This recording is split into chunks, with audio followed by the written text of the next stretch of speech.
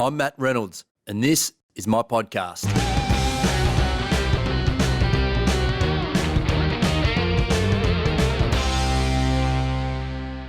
Here we go. Welcome back to the Trench Talk podcast.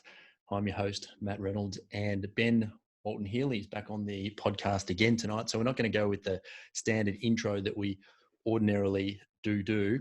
Episode 17, which we were just talking about before we got started, some 2 years ago. Ben, you first came on this podcast when you were, if I remember the story correctly, spending a fair bit of time outside 7-Eleven, buying your cheap coffees and waiting for that phone to ring, which is when you very, very first started in business. So are you still sort of lingering around 7-Eleven? Are you still drinking those cheap coffees? Where are you at in business these days?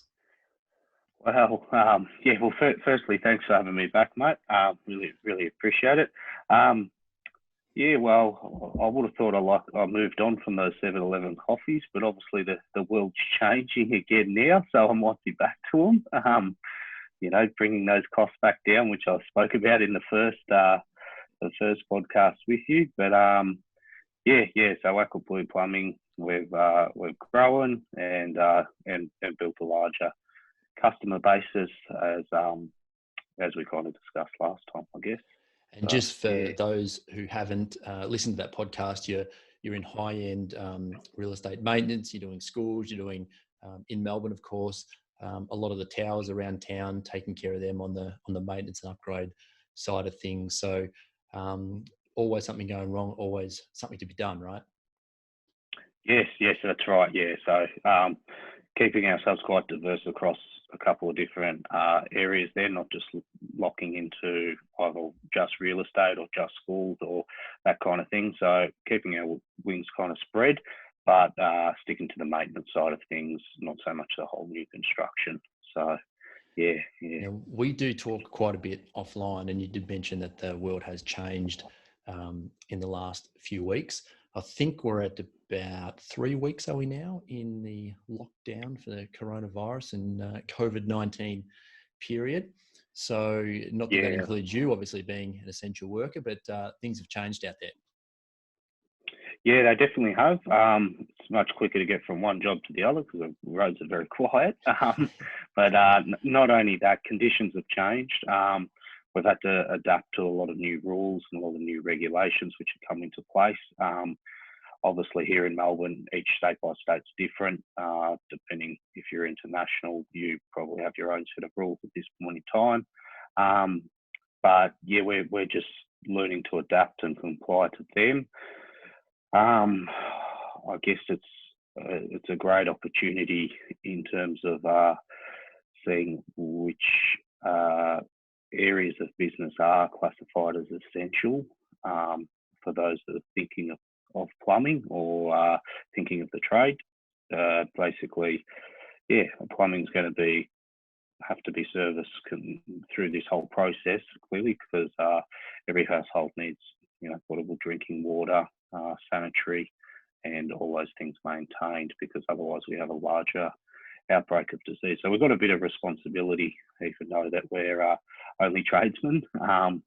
But yeah, it is our responsibility to continue to practice all those things that we've been told to put into place.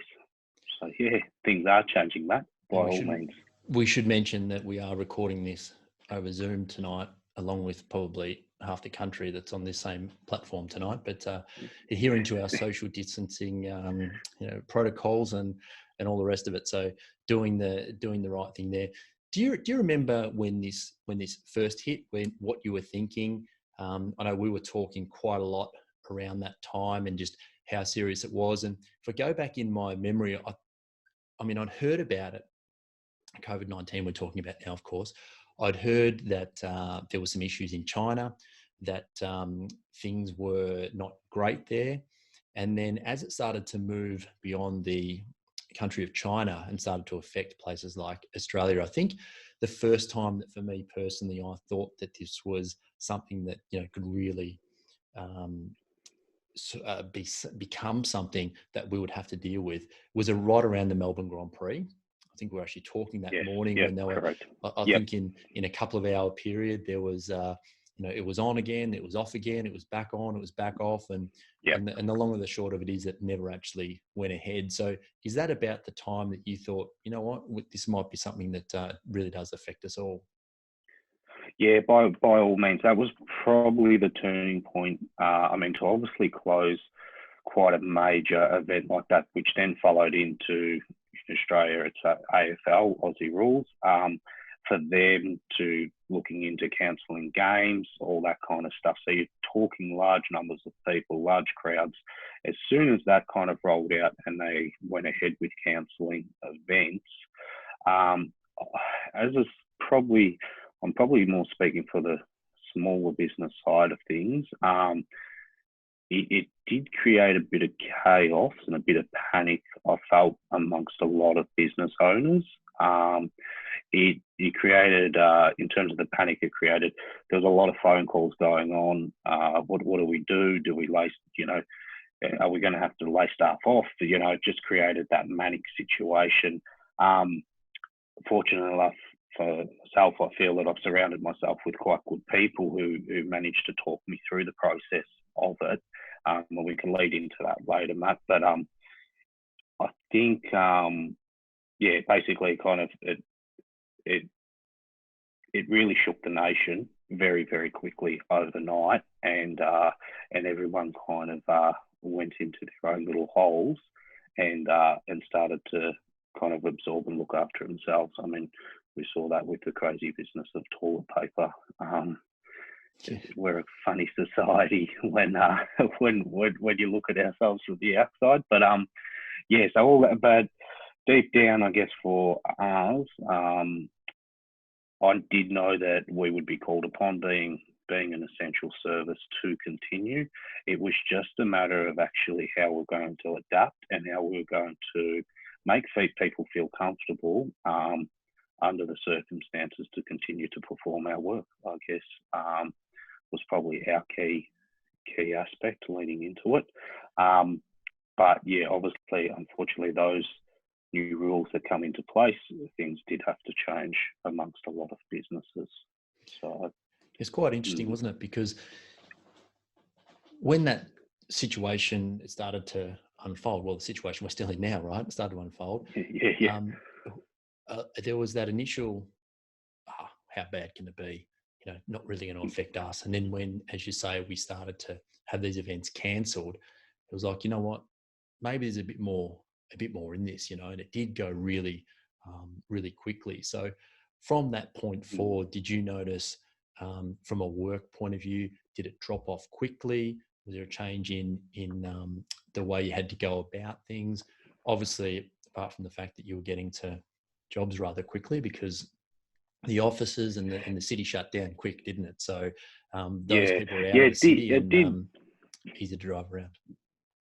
Yeah, definitely did. Definitely, things slowed down quite quickly, I would say. I think all businesses have a little bit of a lag behind, and what I mean by that is, in general sense, in terms of plumbing, what we found was, by all means, those real estate jobs, the phone, it did definitely slow down. But you have this lag behind, which allows you to get back to a lot of clients that you hadn't maybe got back to, or you had things on order, which you can then follow up and get. So it actually gave us a little bit of space to breathe in order to clean up some back end stuff, which was great. But while that was happening, as a business owner, you are sitting there going, okay, this is great. I can keep everyone busy for next week. But after that week, if the phone's not ringing this week, we're going to very, very quickly head into some trouble. So while that was happening, from our end in the process, we sent out a number of emails just to reassure clients that we were still operational. We also sent out information about what we were doing to prevent any form of risk of health and safety, and all the measures there, just to kind of, because it is still such obviously an unknown time for everyone, just to kind of reassure people what we were trying to, that we were continuing business in order to maintain those essential services, basically. But yeah, so it was a little bit of a brief space, and it has definitely slowed down. I would be surprised if there was any tradesman out there that said it hasn't changed at all. But that then leads into, which has kind of been nice, actually, a little bit of time to invest back in some of those clients that have been very valuable to you. Instead of you getting caught up in that day-to-day rush and that day-to-day business, actually being able to spend that little bit more time on the phone and maybe making that kind of personal touch just to check that people that are around you are actually okay themselves. Because at the end of the day, we're all going through this together, and no one knows where we're all going to end up. So it's definitely untouched ground. Yeah. Yeah, that's true, isn't it? And Yeah. I mean, we've already seen some businesses that have gone downhill quickly, right? And I try, when I'm talking about this stuff, to not come across as too pessimistic or negative about the whole thing. But the reality is that, I mean, outside the trade, of course, we've got restaurants and gyms and many other service-based businesses like those that are completely shut down now. But even in the trade space, and even tradesmen in the maintenance space, which are, classed as essential and can work, I mean, we both know what 10, 12 man people businesses that are now virtually come to a complete standstill for a number of different reasons. And it's not only that I guess people don't want us in their houses anymore, but it's also from, some employees don't feel comfortable coming to work at the moment. There's definitely a lot more organisation to do around clients and how you interact with those people as well, right? So it's been really interesting to see just how this has played out. Like, I've come across a number of things now that I just thought, that they'll always be busy, and all of a sudden, they weren't. Yeah, so I think for a lot of businesses, and by all means, I think it's really important we don't stress that we're having a go at any particular size business here or anything like that, because it's actually a moment in time. So that business that might be growing from 10 to 25 staff members, they've chosen to do that this year in this moment of time. Well, no one knew this was about to attack, so their 5-year plan's been very, very disrupted overnight.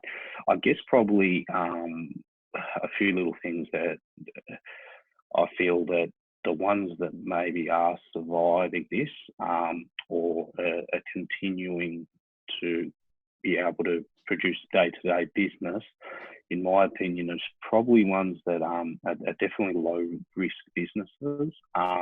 What I mean by that is probably quite small overheads, haven't grown overnight, and they've been able to pare back those running costs very, very quickly, almost when this has occurred, hit a switch and bring it back to real basic fundamentals where there's not a lot of money going out the door. I mean, I've had a chat with my staff.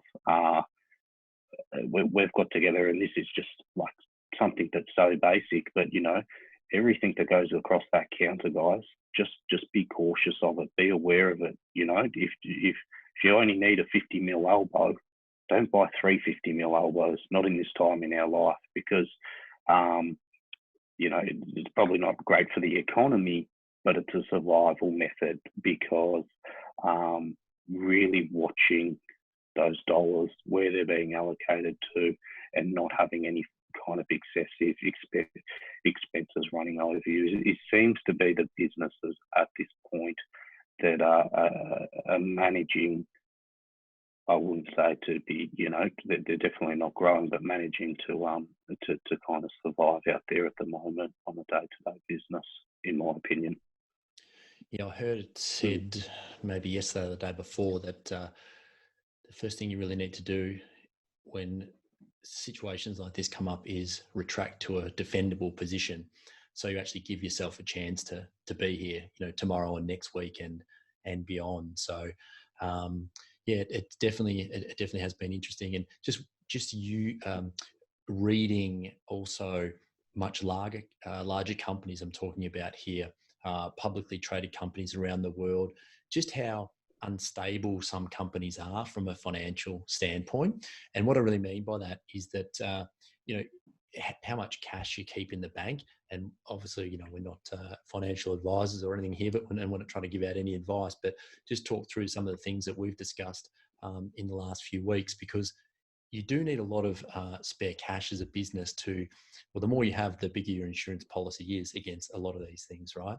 And we're starting to see, particularly in the airline space and the travel space, and that there's no doubt that those industries have been hit quick and they've been hit hard. And you can't really, I suppose, blame them for not being 100% prepared, because none of us were. But also the amount of money that they keep in terms of expenses, and it's a good question to ask ourselves, right? How much money do we have in the bank? How long can we pay all of our expenses before we start to run out of money? And some of these companies are less than a month, because their burn rate is just so high. So you did touch on a great point there, that when you are small and you're flexible, that if you do start to get impacted in terms of a drop of work, then you can very quickly move to wind back those expenses and not put yourself in that position where it does really become risky really, really fast. And you don't find yourself in financial quicksand, so to speak. Yeah, definitely. I think this moment in time will probably change the way a lot of us start to do business. No one saw a pandemic coming by any means, but I think it would be irresponsible for the person at the top not to be aware of how many weeks they could run with something like this occurring, and a multi-million-dollar business that can only run another fortnight because of cash flow reasons is I'm not saying it's irresponsible, but it's never been on the forefront of thinking, and I think it's going to change the way that we start to do business and risk that we take on. I think you'll see a bit of a change in society in general. So by all means, I'm no expert, by the way.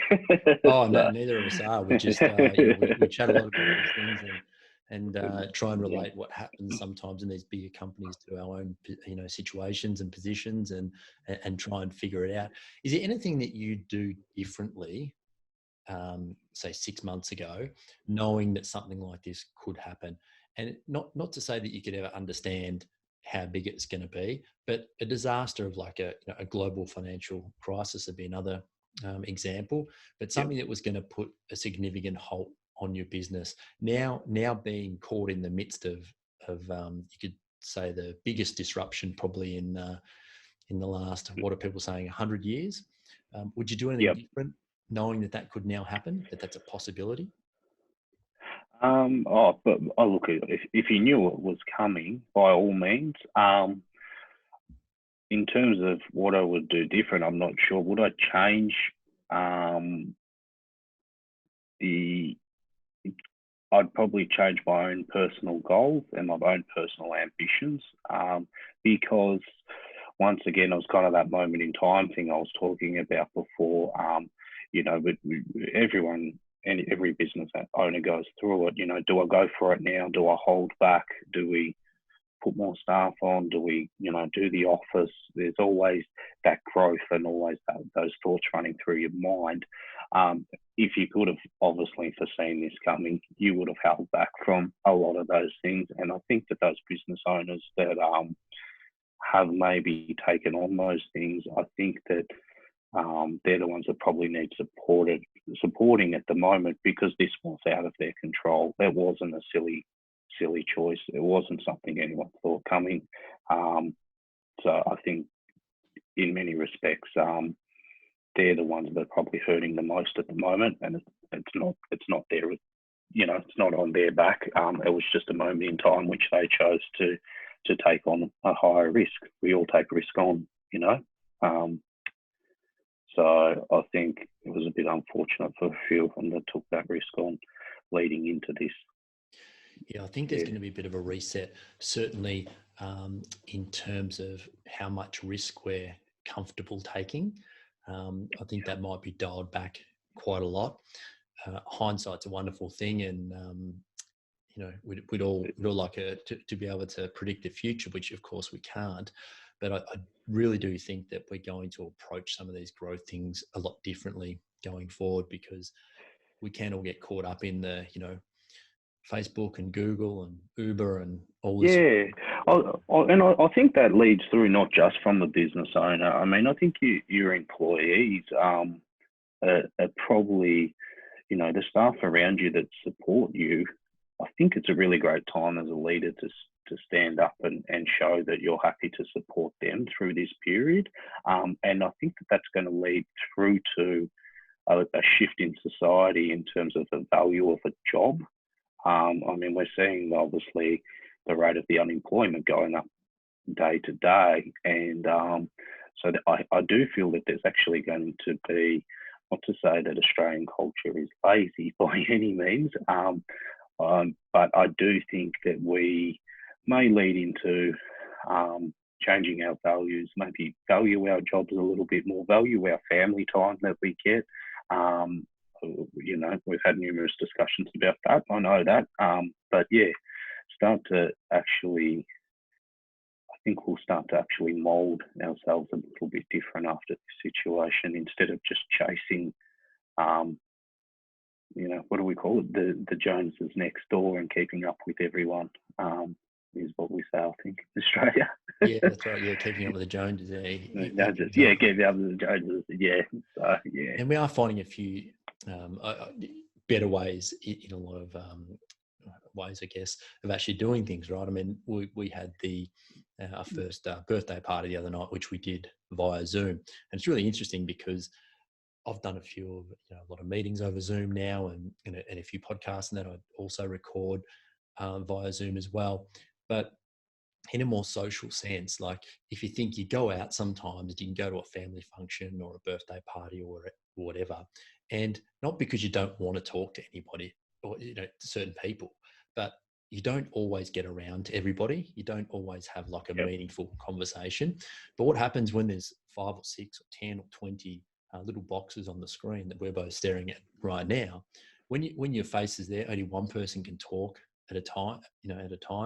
You think about what you're going to say, and the time really becomes a lot more valuable. And that's been really kind of interesting to see how that's playing out, because in the past we take a whole night to go out and do all these things, and now over Zoom, and I'm not saying that we should always do it this way, but certainly it's interesting because you feel like you get a lot more done with a lot more people in like 45 minutes. Yeah. And you do a lot more listening, I feel like, as well. You engage on when there's not a million people talking, as you just said.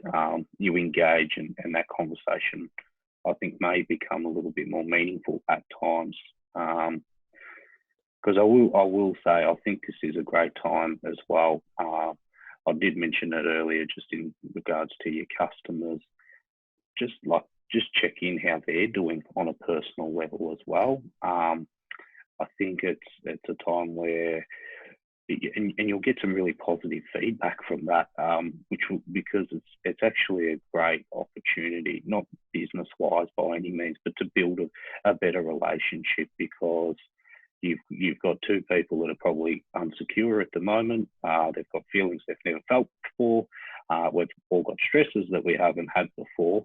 And it's actually, instead of like butting heads against each other, let's just turn around and have a conversation and check in on those problems that we're both facing, And don't you find yourself in some interesting conversations with some really interesting people at times, right? Because we do operate in a really personal space in other people's homes, right? So when you go in there and people are relaxed and they begin to open up, you can really get, have a really meaningful conversation and a really constructive conversation about, their fears and ambitions and what might be going on. And I know that we've both taken, not taken advantage of, but we've form good relationships with the clients that we've had over time, and I'll pretty high always say functioning people. some of our friends, or friends and good clients.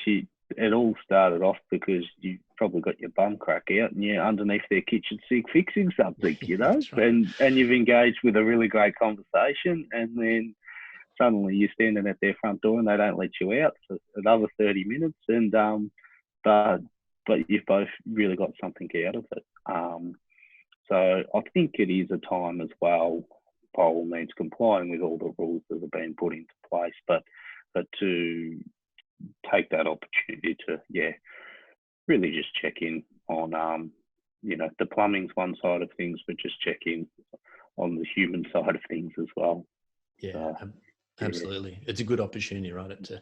We need to be pulled apart to appreciate the connection. So it's kind of interesting how that does play out. So we've both put a fair bit of time and effort into making sure that we can talk to everybody who we think is in the know in terms of where we might be heading with this situation. And we're 3 weeks in, as we've said before, of lockdown now.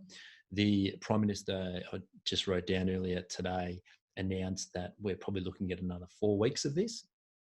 So where do you think we're going in terms of a society, an economy? How do you see the next few months playing out? Have you got any theories or ideas on that? Oh, look, I think we're all experts, aren't we? We all know how it's all going to pan out.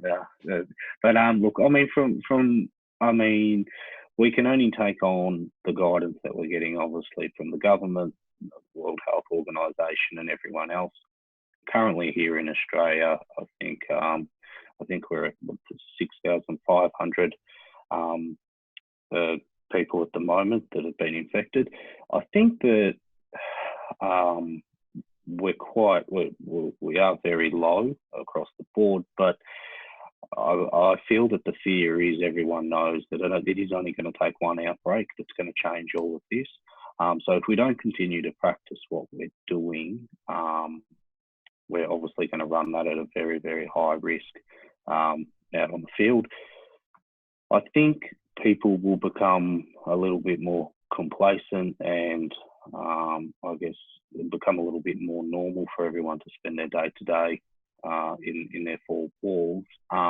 In terms of us for plumbing, I think that what that creates is you're going to get two sides of this. So you're going to get the first thing is people are going to break things more because they're in their house. Things are getting higher use, which, so if they feel comfortable with the contractor coming in, they're going to obviously be a little bit more flexible because they are home.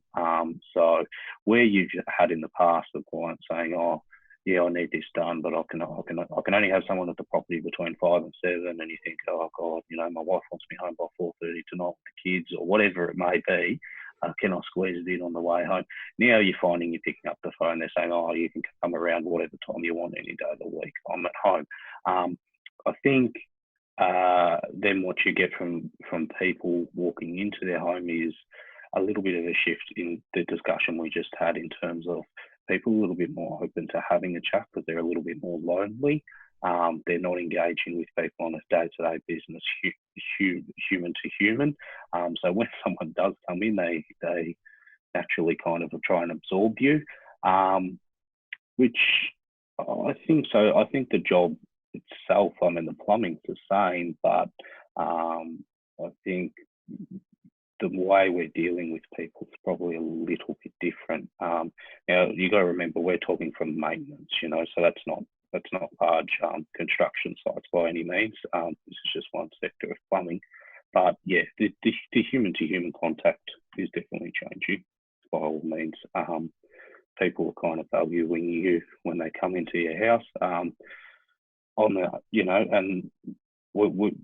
we're complying, on the other side of things, we've also got people that will leave a note and a card and a key at the front door, and they'll just sit in the other room while we perform our work and then sanitize before we leave. So you've also got that other side of people that have got a lot of fear about catching it.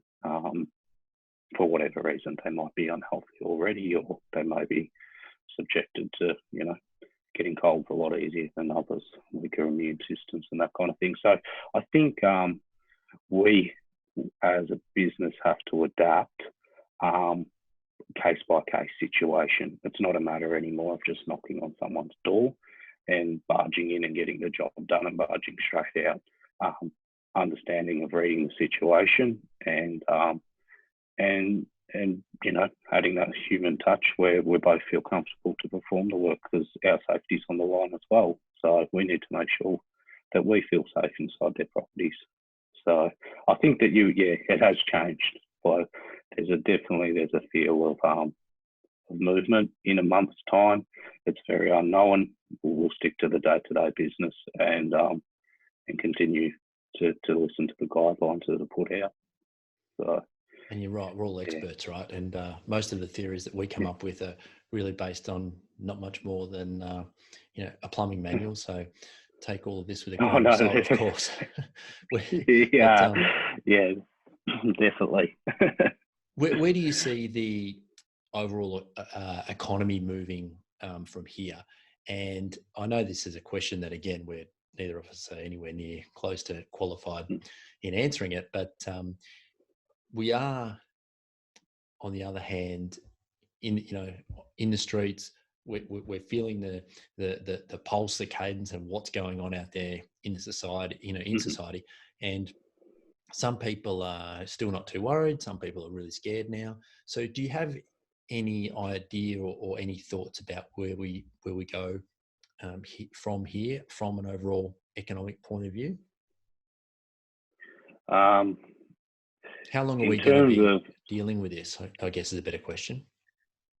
I personally think this it's a point in time that's going to change. I think we'll see this year out with it still being the general day-to-day conversation which you're going to engage with someone about. I don't think it's going to, until there's an anti-vaccine that comes out to sort it out. I personally don't think I can see it changing this year. I think we're just going to have to learn to adapt with each other in the process. In terms of plumbing, I think in terms of maintenance, I do think it's going to continue. And I do get a little bit concerned once we do get through this, there is going to be a high volume or a large amount of work that needs to be done that people have held off in the process. For example, me and you both know of a box gutter. If a box gutter is leaking, currently as people stand at the moment, they're probably just going to paint it or put bitumen on it in order to give it another 6 months of life instead of replacing it. So we are definitely going to, at some point, once we get through this, walk into probably an influx of work because a lot of patchwork's been done, a lot of work just to get things across the line, or also a lot of things where people just probably want it done at a cheaper rate because there's unsure times ahead. We're all we're keeping our dollars close at the moment, like as a society, right? So we've kind of come up with a couple of I've come up with them and shared them with you, and you verified them. And I've told everyone about them. That's right. So that's probably a good indication of exactly how true they may turn out to be. But anyway, so let's discuss both of them. First of all, I come up with a 50% rule, and I think that's the day that every business is going to have when they realise that they've lost 50% of their turnover of their work. And we've seen that in some industries who have lost 100% already. So that's certainly going to be an average across sort of everything. Of course, there are booming industries, of course, as well. But the reason that I think it's important to consider questions like this is because what happens if it does happen? You want to be thinking about these contingency plans now and what you would actually do. And as you said before, you've got to dial back your expenses and you've got to act quickly and you've got to move into a pretty strong leadership place for your team again really quickly. But you also want to think about what your business might look like if you do have that big drop. And we're seeing things, and a lot of this is outside the control of any industry, right? I mean, the government says close restaurants. If you own a restaurant, then you're in big trouble. Yeah. We've seen a lot of heartache in the real estate sector just in the last couple of weeks as, these restaurants that rent buildings who now can't pay their rent. So that flows onto the next industry. So it's going to be, I think, pretty unlikely that you're not going to be touched by this in some way. If it's not business, it might be health, right? So the 50% rule is the first one that we sort of came up with, that I came up with. I'll put my name to it, so people know who to come after if it's incorrect. But I think it's just a good way to think about your day-to-day operation, and a good way to sort of start thinking about those contingency plans and that as well, because timing is so critical with all of this stuff, right? And as the things are changing daily, it's going to affect different people in different ways. And we saw very early on that, some of the maintenance companies almost went like completely overnight. And then a lot of the construction guys were kind of like, well, we've got still 8 floors to go and there's plenty on, and, it's all rolling along. And then 2 weeks later, 30% of the staff gone, just because those companies are starting to wind back. We're not quite sure what's happening. So the construction sector, you can see, is not going to be hit straight away because projects are out of the ground. But going forward, 9 months from now, then that's when they're probably going to feel the pinch. And I think you really want to be aware that could happen.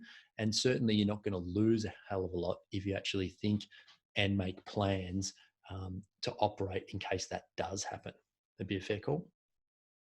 No, by all means. I mean, as you just said, so we're seeing businesses almost disappear overnight. Now, on the other hand, you can have a phone call with another plumber, and the attitude is, "Oh no, nothing's changed. We're running flat stick." Now, I think it leads back to that point you just said, that no one's going to go untouched. It's just a matter of when it affects that particular business. Construction, in my opinion, is probably one of the last to probably be hit, because you're also, as you said, projects are out of the grounds, but projects probably aren't getting over the line now to begin. And the projects that are out of the ground, it relies on a global chain of suppliers which come into the country, and supplies and products. Now, in saying that, what's going on in Australia right now, we feel we can't control it, and we're controlling it, let alone what's going on over in Europe and America and China, where a lot of these supplies come from. Well, suddenly now we could be waiting a lot longer because different countries are being affected differently. So, I think that just leads into that comment that everyone will be affected. It's just a matter of what point down that chain you do, and then what you've really got to think about that 50% and what you have in place when that 50% is gone, and how you're going to, if you choose to go through this period, how you're going to deal with it, and pare it back to continue to get through the hard time. Yeah, absolutely. I couldn't agree more with that. And then the second part of this rule that I've made up is the 30% rule, which in my mind says that once we get through this period, then we're going to have to be 30% more efficient in the way that we go about things. We're going to have to be 30% better with our budgeting, with our planning, with how effective, how efficient we are, because I really feel that the analogy that I've used is that we're only in a pandemic, right, or something that we don't know how to deal with because we're not prepared for it. So it rains tomorrow. None of us worry too much about it, do we? Because we've built the roof over our head. All we do is walk inside, and we know we're going to be fine.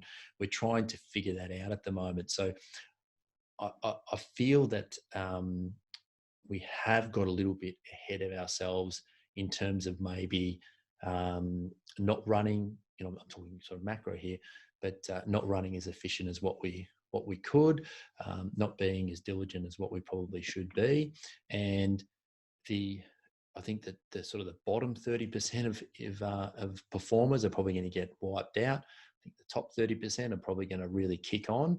And then that sort of 30% is going to be sliced and diced, different ways across different sectors. But I suppose the key point there is that you need to be a lot smarter and a lot more intelligent in the way that you work on the other side of COVID-19.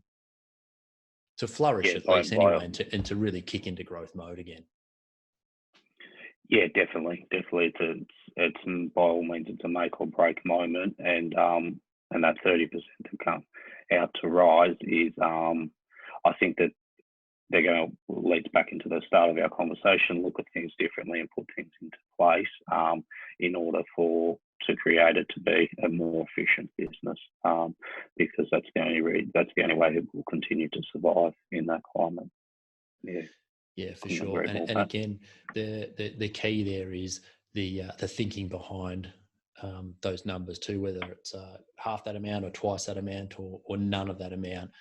You still want to be thinking along those lines, just so if anything like that does happen, then you're going to be in a much better place to perhaps deal with it and and turn it into an opportunity rather than being caught up with as a lot of people are. Yeah, most definitely. So you personally yourself, I know that you're still rolling along pretty well at the moment, considering. Yeah. So definitely we had that week of panic amongst everyone when some of those new regulations come into place, and we had a huge decline in terms of jobs. If you just want to put it in simple terms, it started to by all means pick back up. We're